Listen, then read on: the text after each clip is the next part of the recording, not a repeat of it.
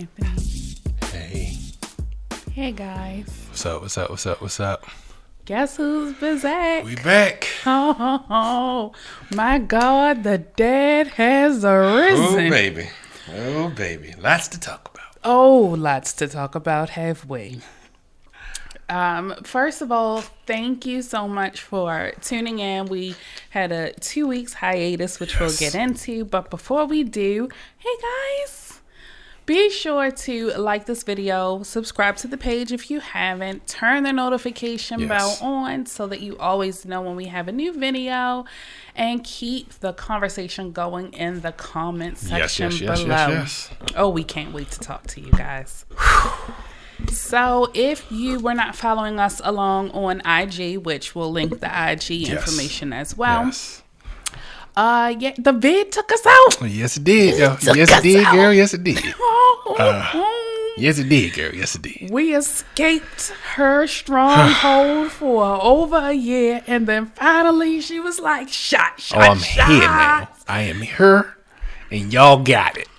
Oh. This was an experience. It was. This was definitely an experience. We've been so cautious. Mm-hmm. We've been very fickle with who we're around and the spaces we're in. I'm masked up, double masked up, triple masked up sometimes. The filter, the surgical mask, everything's going on. And then we just woke up one day with zero energy. So it started with you, Anthony. Yeah, it started with me. I woke up, and as you can hear, I still got a little cough, but a lot better than where I was. I woke up, had zero energy, couldn't get out of bed, fever going up and down, so I'm taking medicine to trying to get the fever under control, and I just couldn't eat. Like, if you can't tell by my face, I'm down 23 pounds since 2 weeks. COVID. In 2 weeks. So it was tough because I couldn't eat like I would eat. I would try to eat one thing, but that one thing would be the only thing I eat all day. And then I would just sleep. It was really, really bad. And so it started on a Wednesday. Yeah. And so I got up and I went to work and I was fine. I had a meeting. That's what she's telling you. Like, I felt fine. I felt normal. And then around about 12:30, 1 o'clock, I started to feel run down, and I was like, oh, I haven't eaten. And then I realized, oh my gosh, I haven't eaten all day. Like, zero appetite, zero desire to eat. And it was so weird because they talk about some of the most common COVID symptoms. But for me, like, it just felt like my stomach was gone. I wasn't even getting hungry. My stomach wasn't growling. It was just, so I was like, oh my gosh, let me eat. And then I started to develop a cough, to the point where my coworkers were coming into my office and was like, are you okay? And I started feeling like flashes of hot, like feverish. Yeah. And I was like, I don't think so. But we were fine. We were absolutely fine. And so then the funny thing is, we got home and my brother-in-law texted and was like, hey, I got some bad news.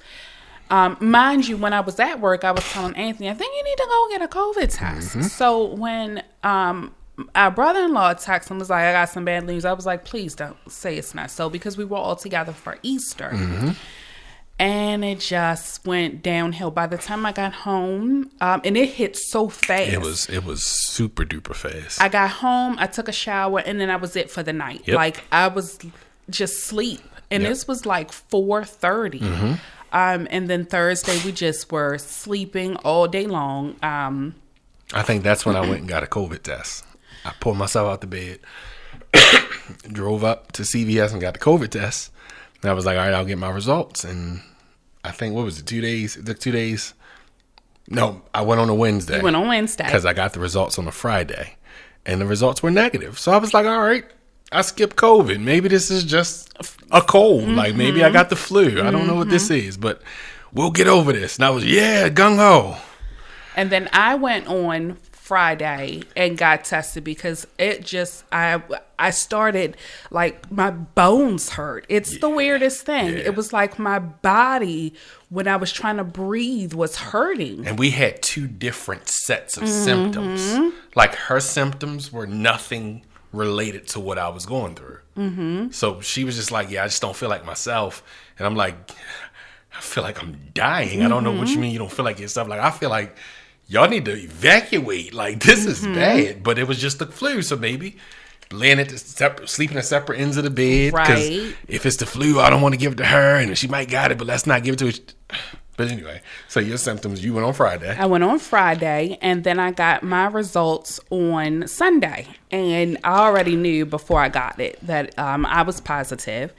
And then instantly, we're in Maryland, depending on where you're watching from, instantly, MD COVID called like, bring, hey. Hey, friends. Hey. So we saw you went and got tested. Do you know your results? So you got that VID. I was like, yes. So they tried to do like some tracing to see who we were around and things like that. And then our middle baby girl, she was in school. So then we got notice that she had tested positive. And the funny thing is she's 15 and 0 symptoms. 0. No symptoms at all. And then it seemed like we were starting to like get better. The only thing we really were eating was like fruit and drinking water and maybe like soup. We were whatever. He scared me so bad because all he did was sleep all day and all night. I was zapped. I had no energy, but I hadn't eaten anything. So I didn't make the correlation that I haven't eaten but a bowl of soup for a whole day. So, of course you don't have energy to do anything. I was just laying in the bed trying to sleep, and I'm not coughing too bad. So I'm like, let's just keep this. I can sleep while I'm... So whenever he would get up, I was like grabbing all the sheets off the beds because they were saying like your body sheds the cells. And so I'm like, let's clean everything down. So I'm cleaning and like, okay, get back in the bed. And then things took a turn for the worse. So it took a turn for the worse when she told me to go to patient first. So I went to patient first because I was experiencing tightness in my chest. And it was unusual for me. So she was like, go to patient first just to see what's going on. They might give you an x-ray and blah, blah, blah, blah, blah. So cool. Go to patient first. They do a chest x-ray. Guy's like, it's a little cloudy. Looks like you got a little pneumonia. By the time he said you got a little pneumonia, the nurse has come in. She said, sorry, we got to do this. And she shoves this Q-tip back to my brain. And she's swirling. And I'm like, oh my God, like this didn't feel like the self-administered COVID test I'd done on myself. So she was like, it's just a precaution. She goes in the back, runs everything. So the guy's like, we're going to read the images, let the doctor come in. By the time the doctor came in, he was like, yeah, you have COVID. My heart sank. Like, sank. I was like, I was negative. Like, it's the flu. It was COVID. COVID with pneumonia. So they sent me on steroids, prednisone for my lungs. I have albuterol pump. They gave me antibiotics just to make sure. So I was like, okay, well, we know what it is. We'll fight it. Let's just fight it. But the instructions they gave me at patient first weren't the clearest. So he was like, use the pump as needed. And, it's a stigma to medicine for black people. And I'm just like, well, I don't need it because I'm doing fine with breathing. Yeah. So I thought. Yeah. And this was about a week, the following weekend. Fun fact is what we learned. If you test any sooner than 5 days from potential exposure, you can get a false negative because people that we were around, they were going to get tested. They were coming up negative. They went back later, tested, and were positive. So make that note to yourself, guys. If you're around somebody, masked up or not masked up, and they like, we had COVID, wait 5 days from that day so you don't get a false negative or a false reading. Right. Because that's imperative. And then it seemed like we were starting to get better, but then it seemed like we were going backwards, like energy level back. We had started eating, but then we lost appetites and stuff again. And then things took another turn for the worse. So I could barely make it up the stairs. So if you know our home, we have 3 floors and our bedroom is on the top floor. So we got to go up 2 sets of stairs to get to our bedroom. And I would go up the first set, and I'm like, and And I'm like, Jesus, it's only one set of steps.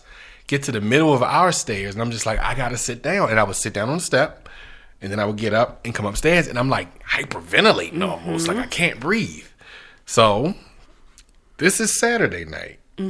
So Saturday night, you know, we're here. I'm upstairs. I'm like, I can't go back downstairs, babe. Can you just get the food, bring it upstairs to me? She's like, sure. So in the bed, try to go to bed. I fell asleep, of course, because I've been nodding off like drop of a dime. Just, oh, the Avengers on. Yes. I'm out, like just out like a light. So Saturday, go to sleep. 3 o'clock Sunday morning, I wake up and it feels like somebody has me in a bear hug and I can't catch my breath. So I tried to open my mouth and say Makia, but it was so little air passing in my lungs that it just made this really eerie sound that's sustained. It was just like, Yes, he sounded like the Ring. So I heard him because going a little bit backwards, my sleep has been horrible. Like some nights I'm up till 12, 1 o'clock in the morning. Some nights I'm falling asleep at 8 o'clock. I don't know what's going on. So this particular night, I was up until like 12:30, 1 o'clock. So 2 hours later, I hear this sound. I'm thinking I'm having a nightmare because it sounds like a monster is coming to get me. I'm the monster. I turn on, and I cannot even describe the sound, but it scared the bejesus out of me. And I'm panicking because I can't take a deep breath in and I can't get a deep breath out. So I'm sitting here and the first thing in my mind is like, I don't want to die because I can't catch my breath. So I'm sitting there and I'm trying to calm myself down. My mind doesn't even think, grab the albuterol pump and take a pump. This never goes through my mind. I'm just like, I just gotta. So finally, it feels like the air escaped. And I was like, by this juncture, tears are streaming down my eyes. I am not the hospital guy. And I'm like, I want to go to the emergency room. Yeah, so we pack up, we head on out, drive him to the emergency room, and first of all, the parking lot is packed. Jamming. And I noticed that there are people sitting in their cars, and I'm like, oh, that's right, I'm probably not going to be able to go to the back with him, but the least I'm going to do is drop him off at the front and then be able to sit with him for as long as I can. So the first thing that I want to say is when it comes to the way the hospitals are looking now, this hospital we went to was the hospital I gave birth to all three of our kids at. And it's always been so lively. It's always been so welcoming. And now it was just like pushing people through. So the first thing that I want to mention is I know that healthcare workers are overworked. I know they're scared. I know they're dealing with a lot, but you can't lose that element of personal touch because it just felt like they're trying to ask him questions. And I walk in telling them I'm short of breath. So I've walked in here. I'm out of breath walking in here. I'm having trouble breathing. And they're asking me all of these questions. And I was thankful that Makia was there because the triage nurse calls me back and she's asking me questions and I'm trying to catch my breath to answer. And as I'm answering, she's like, well, what about blah, blah, blah? And you should have told me that. I'm like, if I can get my breath to explain to you what's going on, right? I can tell you everything, but you're rapid fire shooting questions at me. And I can't breathe. Yeah. And I tried to answer the questions that I could so that he could have a moment to catch his breath. But she was firing off questions so mad. I was getting angry. Yeah. And I get the point that she was making. Like, these are important things that she needs to know. However, if he's saying he can't breathe, why wouldn't you... Okay, let me take a moment. Okay, now tell me something. By the end of that triage visit, she started to calm down and become a little more sensitive, and try to apologized in a way for her actions. Another thing that I noticed in the emergency room is they had this sign on this like closed in area that said, don't go in here unless someone tells you to. There were people in that area. But I was thinking perhaps that was like the COVID area. Yeah. However, nobody told us that, we needed to go in that area. And nobody was even telling people, hey, go in there. People were just going in there because there were no other seats. It was a lot going on in there. It was. It was crackhead central. A lady walked in like with a bucket, like fake vomiting because nothing was coming out. Mm-hmm. And to the point where she was just like, but it's almost like she was looking at one, like, take me in the. I was just like, I don't know what to do right now. I'm just gonna stay in this wheelchair and not touch anything. The one thing that I did like, we didn't know at the time that there was only one doctor for the whole emergency room. But the one thing that I did like is they were bringing him back, doing different things like x-rays, EKGs, drawing his blood while he was waiting. So it wasn't like we were just sitting there. And then it got to a point where they were going to take him to the back. And of course, I couldn't go back there. So I went and sat in my car. Fun fact, I learned the seats in my car completely reclined so that I could lay down and just join the rest of the parking lot pimping crew because we were all out there waiting for our loved ones. And I just, went to sleep. I didn't want to leave. He kept saying, hey, I was trying to get her to leave. Go ahead and leave. And my fear was as soon as I get home, he's going to be like, oh, they're discharging me. So I was going to have to turn around and come right back. But that wasn't the case. It wasn't. So I'm in the back. And I was sharing this with my mother-in-law, who was very emotional.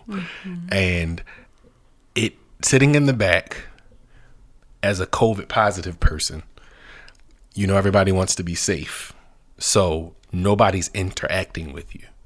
So I think I was in the back waiting to see somebody for maybe 2.5 hours, like in between things. Nobody's coming in to tell you what's going on. I'm hooked up. They're doing EKGs and pulse ox and not on oxygen, which I was surprised by, but I'm just sitting in the back and I was telling Makia, I know COVID is real. I know the effects of COVID are real. I think what heightens the effectiveness of COVID is the separation and loneliness. Because sitting in a room by yourself, not knowing what's going on with you, not having anybody to interact with, takes a big toll on you. And I said, that was the saddest and loneliest I felt in a very long time, just sitting in the emergency room. So I'm in a hospital. If anything goes wrong, I'm pretty sure they have all the equipment they need.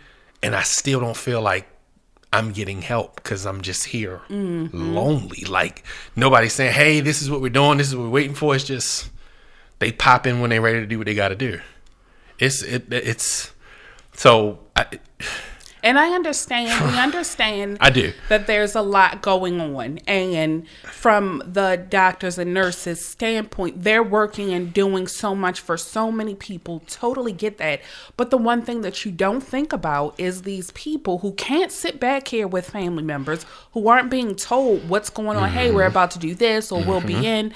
And so that can be very taxing on a person, not just physically, but mentally, because you just feel like you're sitting here all alone. And I can't imagine. I'm having trouble breathing. I have no one here with me. I don't know when I'm going to see anyone. So these are just some things that we learn that you just don't think about and that the media doesn't report on. So eventually I get more x-rays, more CT scans. I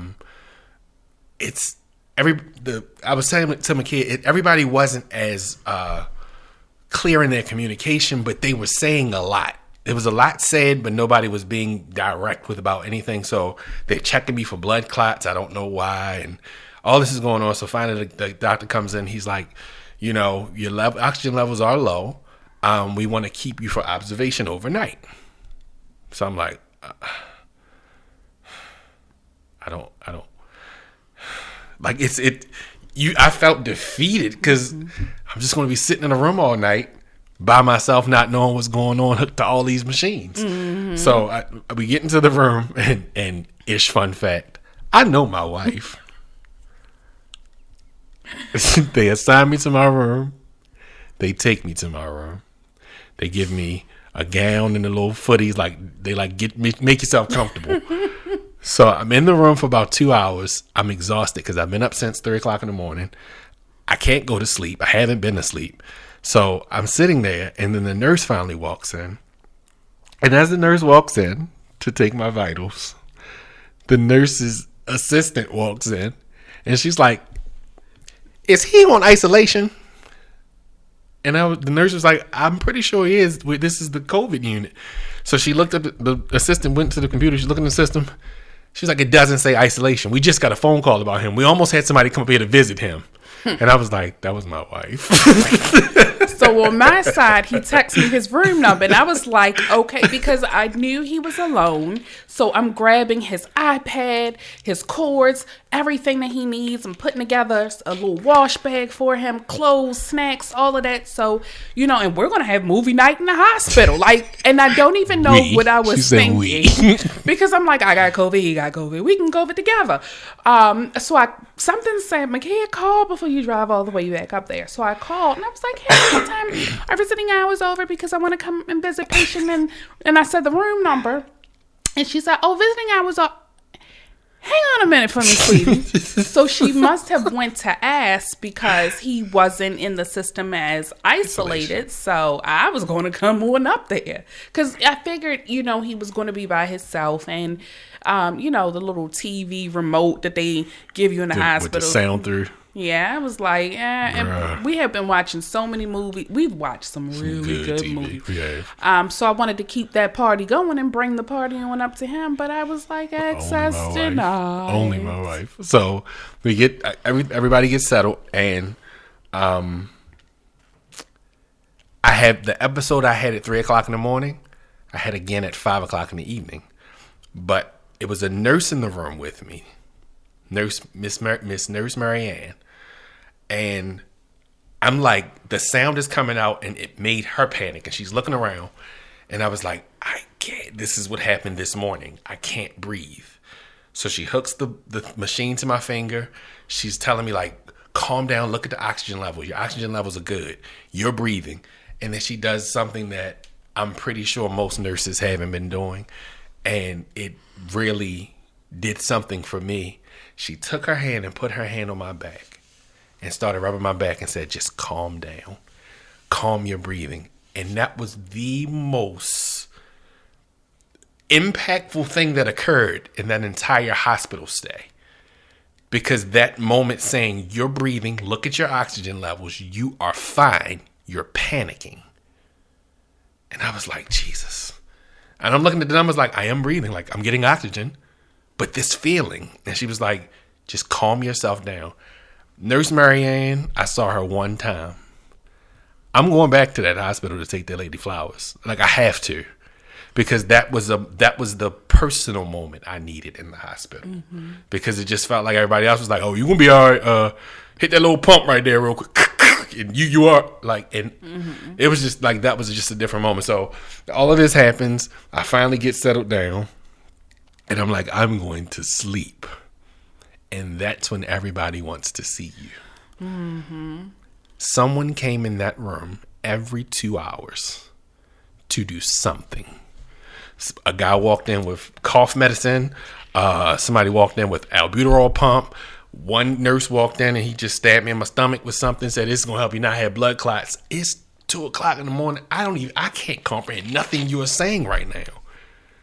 It's just all day long, nobody wanted to bother with me. Mm-hmm. And then I'm asleep. Now everybody wants to treat me. It's just a weird feeling. So for people that have been, a lot of my friends have been in the hospital and on oxygen, and I feel for them. Mm-hmm. I do, because I understand after that experience, like you're in this hospital thinking you're resting and getting better, and you're not. You're being poked and prodded and being told we still don't have enough information to know exactly what to do for you. This COVID thing is tough. It's like mentally tough on people. So if you know somebody going through it or you know somebody dealing with it, just check in on them. A call, a text message, a video chat or something, just to give them that personal interaction, because you need it. Like you're losing it to yourself. Like it was tough. Yeah, it was super tough. So finally, he was discharged the evening of the following day. Well, I got out of there. Yeah, they wheeled him out in his little wheelchair. I was like, look at this. So we're feeling better. We're in week 3. I still have trouble smelling. It comes and goes. I started working out last week because they tell you to keep moving, keep active. So I've been doing the Peloton, which has wiped me out. Like I used to could go for hour and a half, hour, 40 minutes. And now I'm barely making it through 30 minutes with a 5-minute warm up and 5-minute cool down. As you can probably see by my hair, I sweated that out. So I was just like, we just going to do a washing style. But I still don't have an appetite, which is worrisome because forcing myself to eat when I'm not hungry feels crazy. I'm still losing weight. I've lost 11 pounds. But it's little things like that. And I had a follow-up with a doctor. I have another follow-up next week. And me too. They said that some people never regain their sense of smell.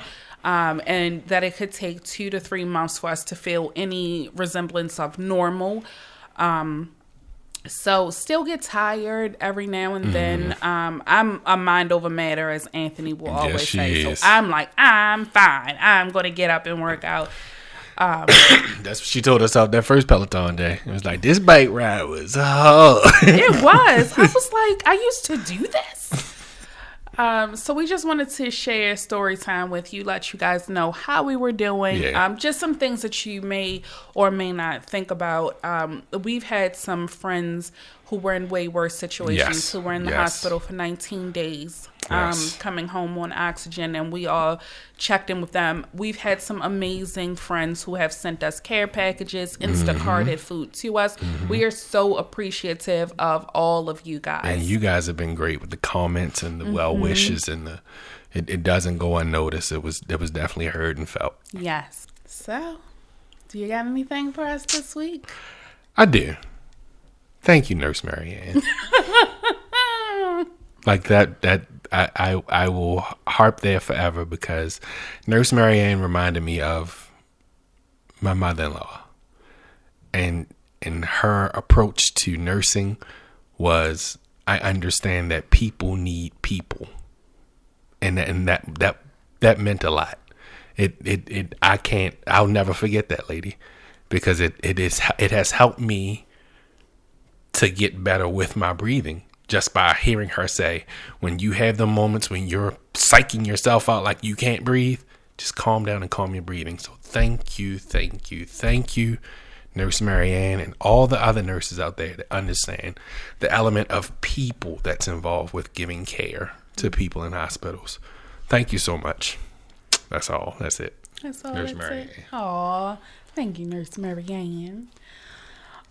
So I do have a question. Of course she does. How are you guys doing? Yeah. How are you feeling through all of this? Because people never really check on people. Not until something goes left. Exactly. So how are you? What are you up to? How's your family? How are you feeling? At first, when people were like, hey, do you guys need anything? I was like, no, we're fine. We're good. And then I was like, if we need something, we need to say, yeah. Can you pick this up, or can you drop this off?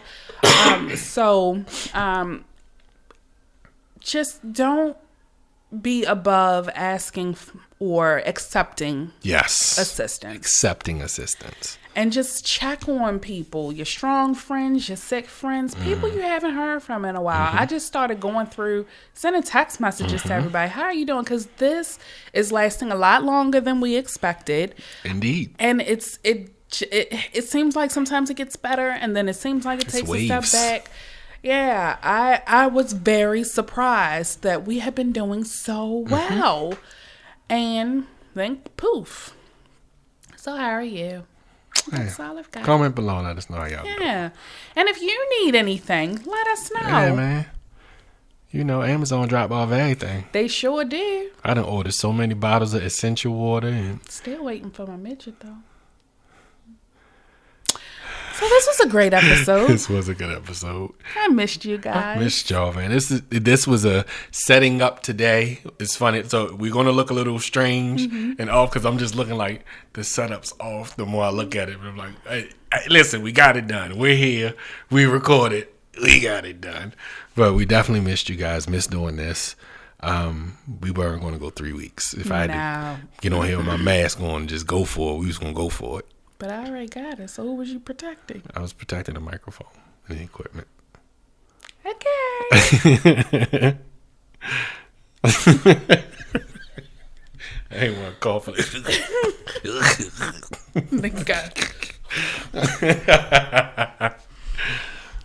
So, missed you guys. Thanks for still rocking with us.